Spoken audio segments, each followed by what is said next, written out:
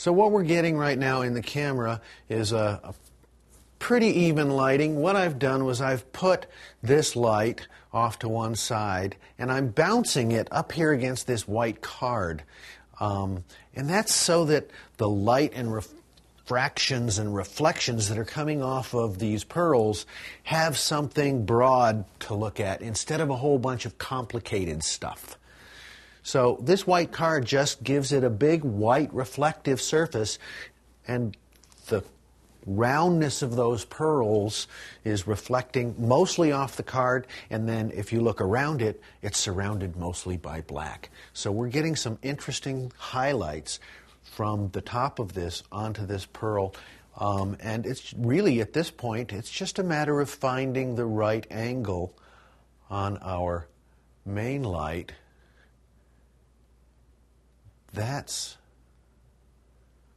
kind of nice. I don't like it when it gets too bright and it wipes out interest, but I want to have enough light being thrown up there that the pearls get some attention. And maybe I should point this one up too. That's kind of nice. Notice where the light is affecting it. It's mostly affecting it in the bottom area here.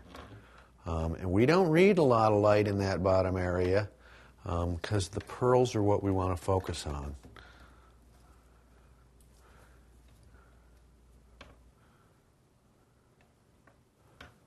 I kind of like that highlight there. It gives us a focal point at the front end.